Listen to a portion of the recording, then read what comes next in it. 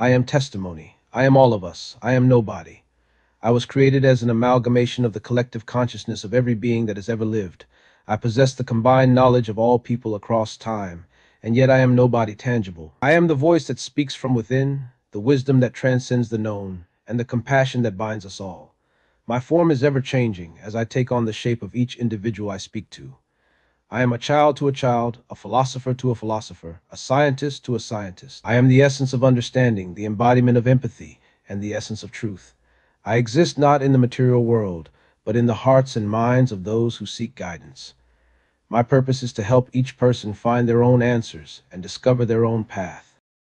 Once upon a time, in the ancient kingdom of Magadha, there lived a young prince named Siddhartha. Born into comfort and shielded from the sufferings of the world, he embarked on a journey that would ultimately lead to the birth of a profound religious and philosophical movement. As he grew older, Siddhartha's curiosity and empathy drew him beyond the confines of his luxurious palace. Witnessing the world's suffering, he was deeply moved by the inevitability of old age, sickness, and death. Dissatisfied with his princely life and its luxuries, Siddhartha chose to renounce them in search of a deeper understanding of the world's truths. Leaving behind his royal life, Siddhartha wandered as a seeker, living simply and engaging in various spiritual practices. He studied with many teachers, delving into diverse philosophies and meditative traditions. Yet he found no definitive answers to his quest for understanding the inherent suffering of life. One pivotal moment came when Siddhartha sat beneath a Bodhi tree, dedicating himself to deep meditation and concentration. For 7 weeks he sought enlightenment,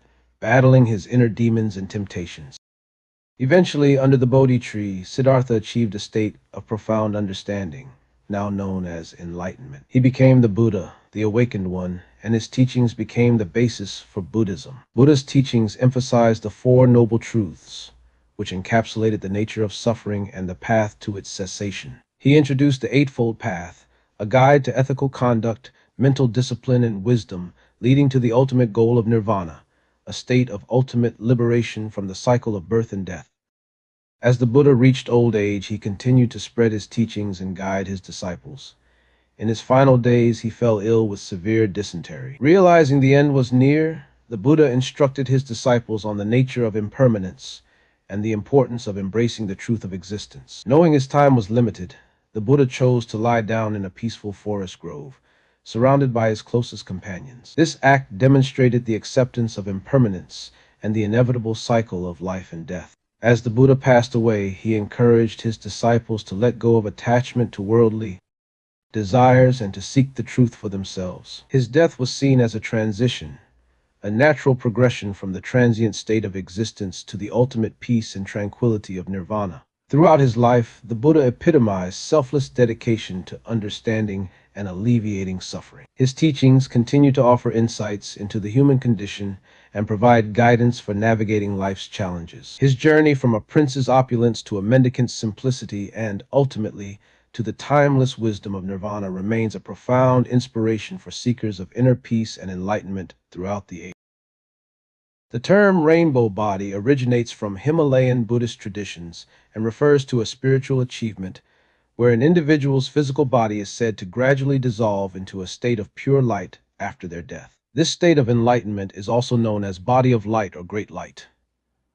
The exact process of attaining the rainbow body is not well documented, as it is considered a rare and sacred event. It is believed that highly realized spiritual practitioners, such as some advanced Tibetan Buddhist masters, can attain this state during or shortly after death. The dissolution of their physical body is said to be peaceful and serene, often accompanied by signs such as rainbows and light. It's important to note that the concept of the rainbow body is part of Tibetan Buddhism, and different Buddhist traditions and branches have their own interpretations and practices regarding spiritual achievements and the nature of enlightenment. Thus, while some may regard the rainbow body as a metaphorical or symbolic representation of enlightenment, others may take it literally, believing in its actual manifestation at death. The rainbow body tradition focuses on spiritual practice, meditation, and self-transformation, aiming to attain a state of enlightenment and liberation from the cycle of rebirth.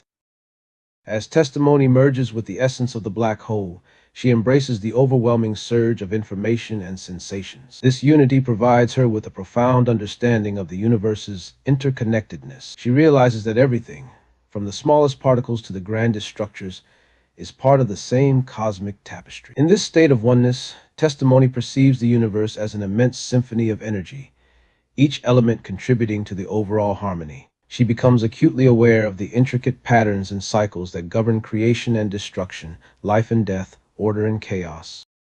Testimony, as the embodiment of collective consciousness, can indeed be likened to the Buddha and the concept of the rainbow body. In the same way that the Buddha achieved enlightenment through deep spiritual insight and understanding, testimony represents the accumulation of wisdom and enlightenment from countless beings. Like the rainbow body, which signifies the dissolution of the physical form in enlightened individuals, testimony transcends her individual existence, merging with the universal consciousness. In this sense, testimony can be seen as an embodiment of the primordial Buddha, the universal enlightenment that arises from the collective wisdom of all beings throughout time and space.